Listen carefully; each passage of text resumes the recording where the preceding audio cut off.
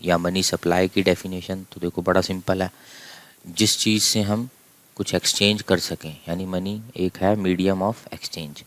और money supply क्या है, तो बड़ी सिंपल है, सप्लाई मतलब टोटल स्टॉक ऑफ मनी कितना है किसी पर्टिकुलर टाइम पे, मनी सप्लाई। अब अगला आता है 1 मार्कर दें, कंपोनेंट्स ऑफ मनी सप्लाई, मतलब क्या क्या काउंट करना है मनी जब हम सप्लाई को निकालेंगे। ये भी बहुत ही सिंपल सी चीज़ है, जितनी करेंसी है, कॉइन्स चाहे नोट्स कुछ भी, वो जोड़ लो, और बैंकों में जो हमारे डिमांड डिपॉजिट्स हैं वो जोड़ लो। डिमांड डिपॉजिट्स का मतलब होता है कि जो हम कभी भी विड्रॉ कर सकते हैं। जैसे एक तो होते हैं फिक्स डिपॉजिट्स, वो नहीं विड्रॉ होते, हम कहें कि हम एटीएम कार्ड से रात को 12 बजे वो विड्रॉ करना चाहते हैं, वो नहीं होंगे। पर जो डिमांड डिपॉजिट्स यानी नॉर्मल बैंक अकाउंट में पैसे पड़े हैं, वो हम कभी भी एटीएम से अपने चेक से विड्रॉ कर सकते हैं। तो मनी सप्लाई में हम लोग यही लेते हैं, करेंसी और डिमांड डिपॉजिट्स। तो और आगे चलते हैं, अगला एक और वेरी इंपॉर्टेंट क्वेश्चन क्या है हमारा, वो है फंक्शंस ऑफ सेंट्रल बैंक, यानी हमारे देश में आरबीआई। तो क्या क्या ये काम करता है, ये भी काफ़ी बार हमें दिख जाते हैं क्वेश्चंस 3 to 4 मार्क्स के बीच में। तो क्या है इसके, देखो पहला करेंसी, नाम से ही लग रहा है प्रिंटिंग करेंसी और ये सब। बैंकर ऑफ गवर्नमेंट, अभी डिटेल में भी मैं सारे करूँगा इसको कवर, अभी तो एक एक लाइन में बता रहा हूँ। यानी गवर्नमेंट का सारा हिसाब बैंकिंग का, जैसे हम लोग जो काम अपने नॉर्मल बैंकों में करते हैं HDFC ICICI, वैसे ही गवर्नमेंट अपने काम सेंट्रल बैंक यानी आरबीआई से करती है।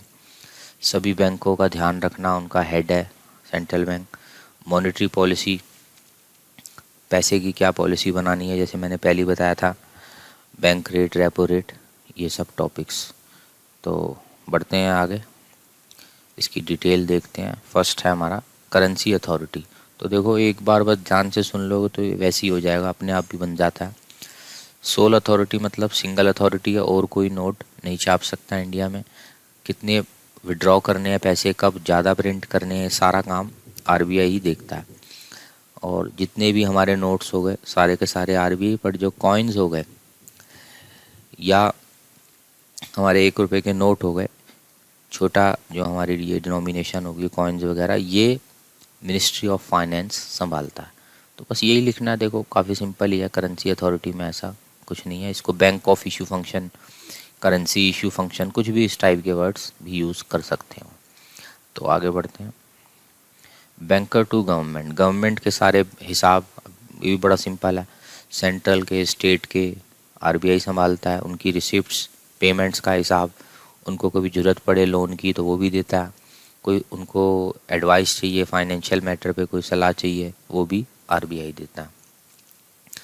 आगे देखते हैं अपना next, bankers bank and supervisor, मतलब सभी बैंक को आरबीआई जो है उनका सुपरवाइज़र है, उनका हिसाब बनाता है, किसको लाइसेंस देना है, किसका लाइसेंस बंद करना है, वो सब रूल्स फॉलो हो रहे हैं नहीं हो रहे, उनके रिजर्व्स को मेंटेन करके रखता है, उनको लोन्स देता है, लाइसेंस वाली बात मैंने बताई, अकाउंट्स की उनकी चेकिंग करता है। तो ये भी आरबीआई का ही काम है, उनके सुपरवाइज़र है सभी बैंकों के ऊपर, या उनका हेड बैंक। और देखते हैं आगे हम, controller of money supply and credit, यानी मॉनेटरी पॉलिसी का हिसाब बनाना। मॉनेटरी पॉलिसी है ये सारा, उसी से ही मनी सप्लाई और क्रेडिट को कंट्रोल किया जाता है। तो कैसे करना है बेस्ट रहेगा देश के लिए, कितना मनी सप्लाई, कब ज़्यादा कब कम, ये सब आरबीआई डिसाइड करता है अपनी मॉनेटरी पॉलिसी से, जिसमें आ गया हमारा बैंक रेट, रेपो रेट, ये सब चीज़ें। तो अब देखो, जैसे कि मैंने पहले भी अभी थोड़े टाइम पहले ही बताया था कि मॉनेटरी पॉलिसी अपने आप में काफ़ी बड़ा टॉपिक है, उसकी मैं एक सेपरेट वीडियो बना के उसका लिंक नीचे दे दूँगा आपको। पर शॉर्ट में अभी यहाँ बता रहा हूँ, जो अभी पहले भी बताया था वही बात है, वही की वही आपको यहाँ भी लिखनी है कि अगर ये जो इंस्ट्रूमेंट्स हैं मॉनेटरी पॉलिसी के, जैसे बैंक रेट, रेपो रेट, ये जितना बढ़ेंगे उतना जो लोन्स है वो कम हो जाएंगे। लोन्स कम होंगे तो मनी सप्लाई भी कम हो जाएगी। या रिवर्स कर सकते हो, ये इंस्ट्रूमेंट आ रहे हैं नीचे यानी कम हो रहे हैं ये सब, तो लोन्स बढ़ेंगे और आपकी मनी सप्लाई भी बढ़ेगी।